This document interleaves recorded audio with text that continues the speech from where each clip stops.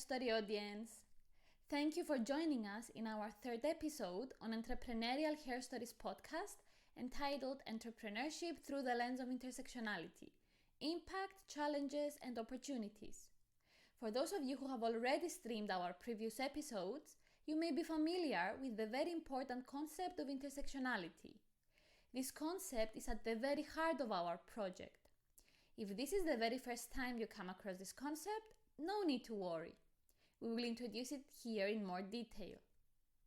So, what is intersectionality? Also, how is it related to entrepreneurship? For starters, intersectionality is a very important concept in general, and it's also central to our project and our mission in Entrepreneurial Hair Story. It's all about understanding that we're not just one thing. All people are actually a mix of different social identities like race, gender, class, ethnicity, sexual orientation, and many others. These identities can attract and become the basis of both discrimination and privilege. Think of it as a lens, a unique perspective that helps us see how unique our experiences are. Imagine being a woman with ethnic background who's also a member of the LGBTQ+ community. Sexual orientation, gender identity, and race can make up your overarching identity. Intersectionality then tells us that we need to pay attention to how these different elements of who we are can affect the opportunities we have in our day-to-day life. Why is this important in entrepreneurship? Well, it helps us see the complex challenges faced by minority entrepreneurs. For example, women who belong to different minority groups can face extra hurdles. But don't worry, this podcast episode will dive deep into this topic. We've done some research and interviews with our experts to learn more about it. We will talk about the unique struggles that entrepreneurs with intersectional identities face. But it's not all bad news. We will also share ideas on how to support these entrepreneurs and how they can overcome challenges. We will also explore how embracing intersectionality can actually be a superpower. It can go a long way in helping entrepreneurs turn their disadvantages into strengths and build resilience. So, stay tuned for an eye-opening journey into intersectionality and entrepreneurship. It's all about understanding the complexity of our identities and how they shape our path in the business world. A good place to start when thinking about the concept of intersectionality in entrepreneurship is to be aware that no person's or entrepreneur's experiences are ever exactly the same. People with intersectional identities really do face more challenges and hurdles in their journeys. I am now talking about people who have more than one identity that might create social or other disadvantages, such as racial and gender discrimination. However, to really get to the heart of the issue and come up with solutions, we first need to understand the way these challenges are unique. This way, we can better support marginalized groups and make the entrepreneurship world a more diverse and inclusive field of activity. Let me assure you that not every entrepreneur has the same access to resources and opportunities. People's identities and positions really affect these things. As mentioned in previous episodes, it's a fact that women entrepreneurs face more challenges and experience more marginalization in entrepreneurship than their male counterparts. Now imagine how much more difficult it might be for, let's say, a migrant woman who wants to become an entrepreneur. The difficulties she will encounter can escalate, from lack of access to financial resources, training opportunities, or the language of the host country, to outright stigmatization and hostile or contemptuous attitudes by some people. Given this, just imagine how much more difficult it may be for any woman belonging to a different minority group. Unfortunately, for these women, discrimination is often a daily reality. The experts our consortium has interviewed indicated some of the major challenges women and other disadvantaged entrepreneurs face. On top of discrimination, they often face other cultural barriers. Aspiring female entrepreneurs often have traditional gender roles stand in the way of their dreams. In other cases, language barriers and accessibility issues when it comes to access programs and initiatives that promote entrepreneurship can significantly hamper their potential. Given this bleak landscape, success in entrepreneurship may at first seem like an impossible mission. What is done or what can be done about it? What kind of support is there, if any, for entrepreneurs with intersectional identities and for women entrepreneurs? On an EU policy level, there have been several attempts at supporting people who don't always get a fair shot at starting their own businesses, including women and people from minority groups. There are many examples of policies, programs, and other initiatives out there coming from different parts of Europe, noted in various reports on inclusive entrepreneurship in the European Union. You can have a look at some of them published on the official websites of EU organizations such as the OECD for more information. However, it seems that those attempts are not enough and that more work is needed in this direction. Imagine being a woman trying to start a business, but you also come from an ethnic background or you've moved to a new country. That can be extra tough, right? Well, the experts we have interviewed have some interesting things to say about this. They believe that helping women with these unique and disadvantaged backgrounds can actually bring fresh and awesome ideas to the business world. What they have also pointed out is that technology can be a superhero in this case. It can provide learning and resources, connect women to useful networks, and help fight gender discrimination. But technology is not our only ally in this. The experts we interviewed also told us about other initiatives going on in their countries with the aim of helping women get involved and succeed in the world of enterprise. They told us about organizations or groups like Women in Business in Romania and Women on Top in Greece. These make great efforts to help women in entrepreneurship in different ways. For example, they offer their support through education, mentoring, and other programs. Of importance is that support comes in a tailor-made and individual format, meaning personalized help that answers to their specific circumstances. Of equal importance is to be mindful of the language used in programs aimed to help minority entrepreneurs. Coherent and easily communicable language is key.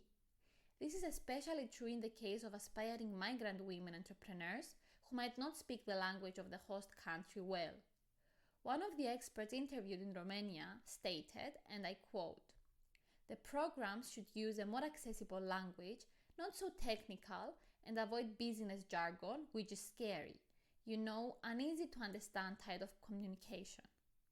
That would be the first thing that should be done, because many women, when they see some words that are being used from the get-go, they think, God, this is not for me, this is elite. End quote. Another of our experts interviewed in Cyprus also made an interesting remark that shows how important context is. She stated the following, and I quote, "I believe it's wrong to take a country's data and assume that we can have the same predictions about what will happen in a different country, because their histories are different and their realities are different." End quote. Up to this point, we've analyzed the effects of intersectional discrimination and disadvantage in entrepreneurship.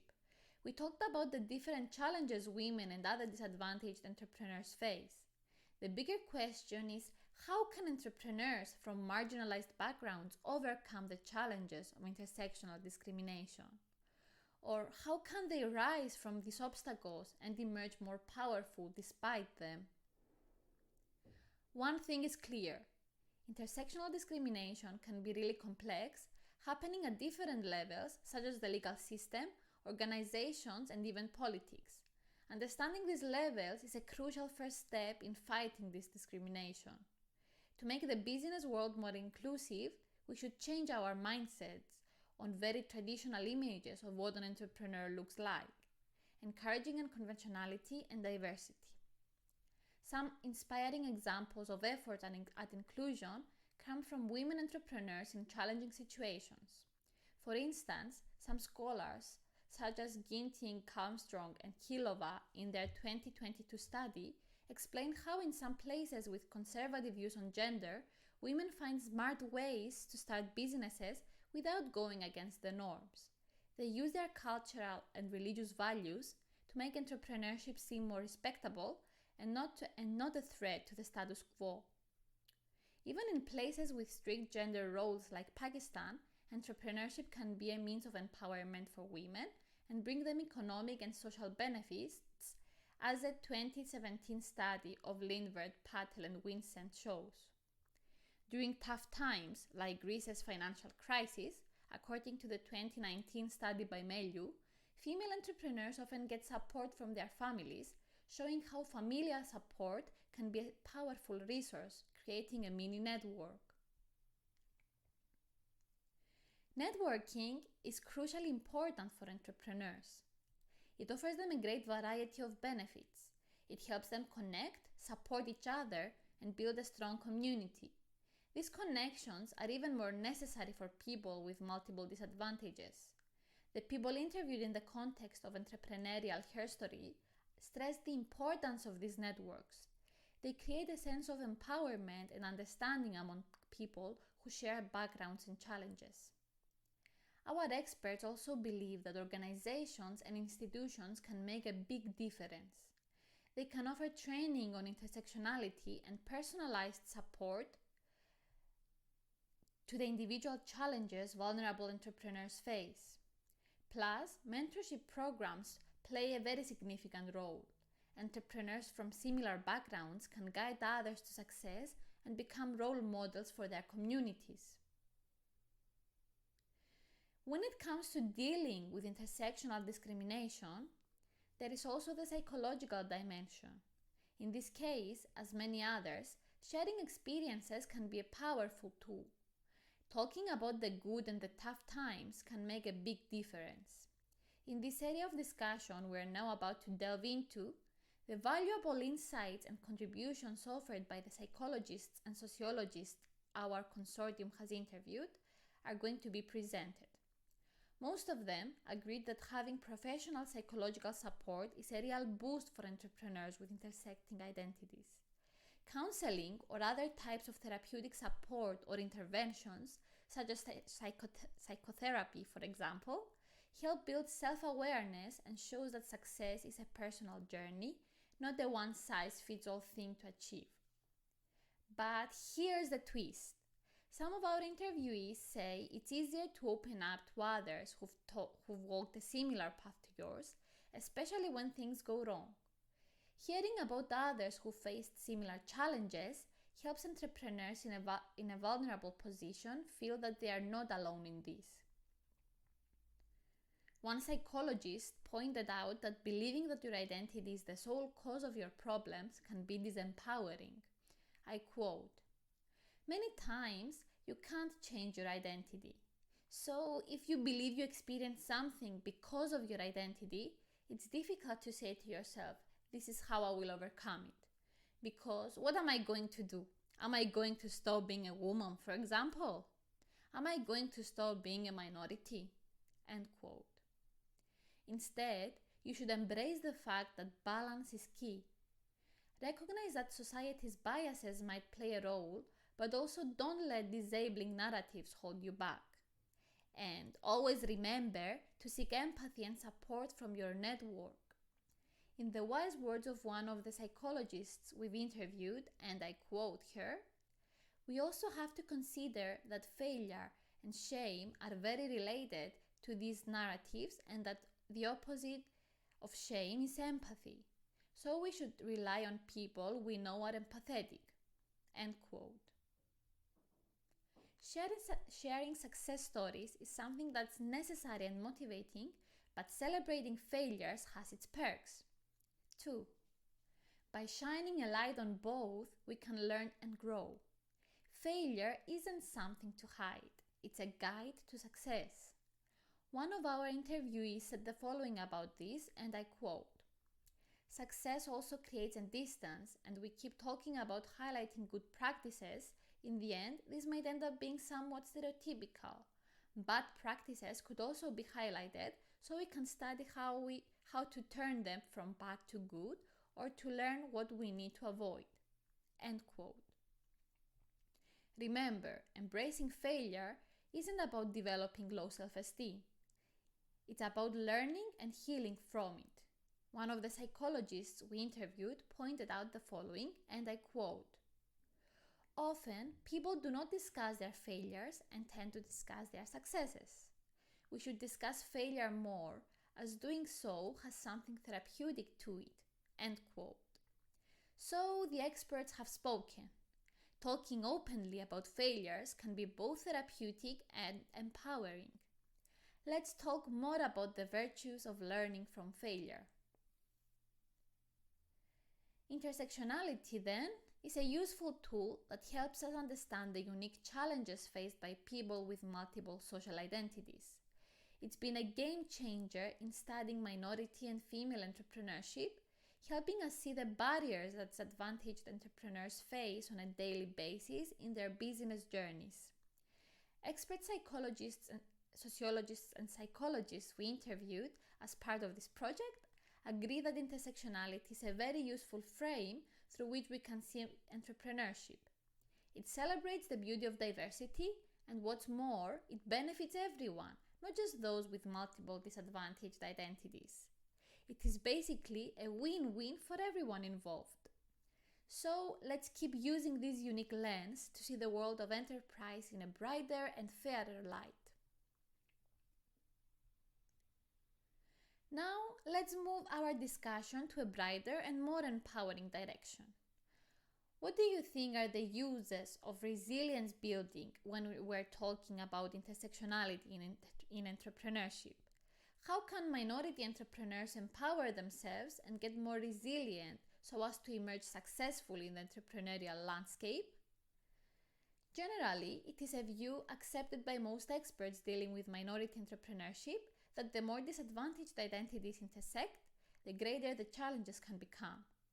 However, by embracing their diverse identities, entrepreneurs can build resilience. The experts in entrepreneurship we have interviewed stressed the importance of community and support networking for building resilience. One of them has even compared it to an elastic band. I quote, "There is strength in numbers. Feeling supported, you can always do better. When there is one elastic band, it is easier to pull it apart. When there are many, it is harder to break and they recover better." End quote. In addition, acceptance at a societal level, tailored support, and celebrating differences are also key. People should be encouraged then to celebrate their diverse identities and recognize their unique strengths and experiences. Sharing vulnerabilities with the right people can empower them to keep improving, changing their views on success and failure. I would like to take this opportunity to end this part of our discussion with an interesting point made by one of our interviewees. I quote, "We tend to categorize people. Intersectionality teaches us that we do not belong in only one box. A tolerant society would be the best approach, allowing people to express themselves and group with like-minded people. A strong sense of community and informal networks may also help." End quote. Therefore, embracing intersectionality and promoting community support are factors that can lead to social resilience and inclusion in the field of entrepreneurship. As we're heading towards the end of our episode today, there's something important I've left for you as a closing. Really, how do we turn our disadvantages into privileges? How can minority entrepreneurs turn their obstacles into stepping stones towards success? In the words of an inspirational entrepreneur interviewed as part of this project, and I quote, "If I'm a woman with intersectional identities, it means that the stakes to prove my worth are 10 times higher. This, however, does not subtract from my worth. It may as well add up to it." End quote. Think about it. People from disadvantaged backgrounds very often use their unique experiences to stand out in the business world, despite the odds. Role models, empowerment meetings, and mentoring programs can support underrepresented entrepreneurs turn failure into success or use it as a stepping stone.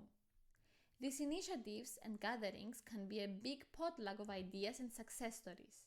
They can help people from different backgrounds come together and learn from each other. Remember, no matter where you come from or who you are, your unique experiences can be your superpower in the business world.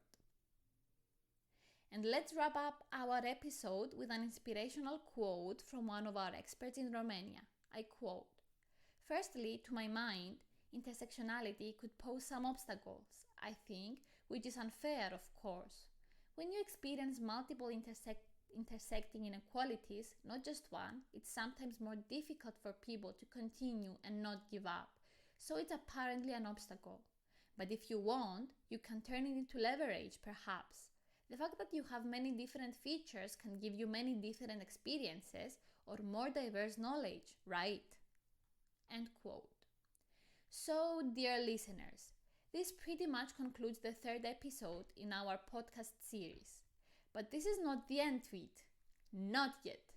In the next episode of Entrepreneurial Hair Stories podcast, which will also be our final one, we will explore a topic which shows us yet another reason why this project is important. The final episode will be devoted to how entrepreneurs from disadvantaged backgrounds can turn their failures into success. It will show, in other words, not only that this is possible, but will also focus a bit more on psychological dimensions of success and failure. See you on the next one then!